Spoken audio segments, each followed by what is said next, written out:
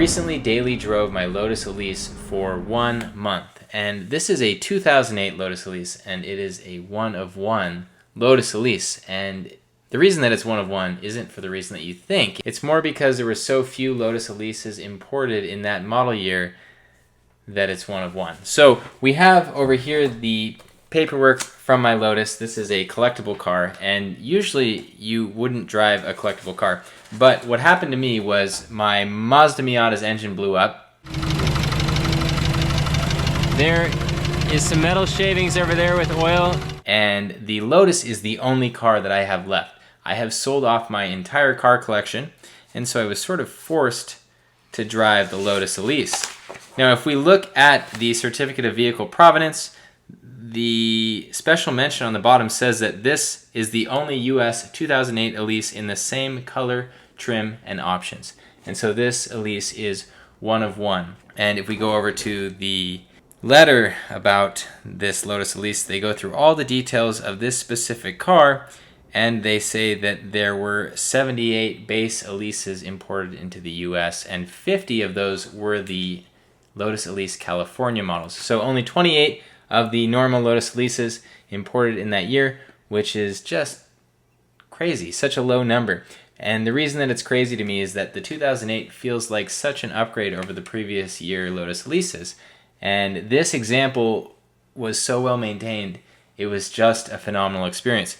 So first, let me start with the attention that this car got. Now, I'm used to the attention that exotic cars get, and I showed you with the Audi R8 V10, I had that weird guy in the truck who was following me around through traffic. All right, I'm gonna get away from this guy. The guy's being extremely aggressive. A lot of annoying things like that happen. But this Lotus Elise gets more attention than any exotic that I've ever driven. Comparing it to the Ferrari 488, this probably gets 3 times the amount of people coming up and talking to me about the car. And the big topic is the paint, the chrome orange paint. It seems to shift in the sunlight. It's one of the most beautiful paint colors I've ever seen. It is a shocking color. It's just gorgeous, and people can't help themselves, but they come up to me and they tell me, wow, that is a beautiful car. Now, with this 2008 Lotus Elise, they did make some changes over the years, and they were pretty remarkable. The big change was that I had an iPod hookup in this car. The stereo in this car was much better than the previous year Lotus Elises, and I think that they designed it specifically for this car, because I did upgrade my Lotus Elise before, but I never got the stereo to sound this good. The stereo actually sounds really good in this car, and I like to listen to music, I like to listen to audiobooks, and when I'm daily driving my Lotus Elise and putting a couple thousand miles on it within a month, that is very important to me. And so, yes, putting miles on a collectible car is not the smartest thing, but I did drop the price significantly. Because this was my last car, and because I was losing my storage space, I dropped the price from $60,000 down to $50,000, and when I did that, I got over 30 emails on the car. When something isn't moving, it's usually a price problem. And when I lowered the price, I got tons of inquiries on the car. And I could pretty much pick and choose who I wanted to sell the car to. So now the car is going off to New York. I took all of the parts off the car and I put them on the Lotus forum. The Penske shocks, the toe links, the oil pan, all those are being sold. And some of those parts are already sold. What is the difference with this car compared to my other Lotus Elise? Well, number one, the color. This car got way more attention than my Canyon Red Lotus Elise did. Number two, the seats. The seats are from the Lotus Exige. They're the same seats that you'll see in an Exige, and for my size and shape, they fit me much better than the other seats. Now, going to the base Lotus Elise in 2005, if you sit in those seats and then you move on to the 2006 and onward Pro-Back seats, you'll notice a significant improvement in comfort. When I bought my first Elise, I said I'm not getting an 05. I can't stand this car. And that was the reason that I chose to get an 06 and onward. And when you look at which ones are coming up for sale, it's very rare that you even see an 06 and onward car. But the seats make such a big difference. I recommend that you sit in the seats before you spend big bucks on a 2005 Lotus Elise. And of course, you can always upgrade the seats, but I think these seats are something like $4,000 from Lotus, so you're better off just paying a little bit more and buying the more expensive Lotus Elise. And the market hasn't really priced this stuff in yet. They're all selling for about the same price, which is why my car, which is one of one, sat on the market so long at $60,000. I couldn't get someone to pay the full price.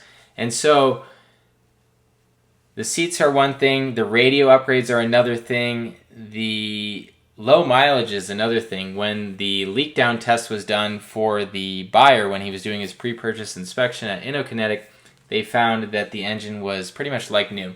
And so the way that this car drives compared to my first Lotus Elise is night and day. It's phenomenal. This car is in such good shape. It's hard to describe it. It's really neat to take a collectible, perfect example and be able to rip on it on a back road.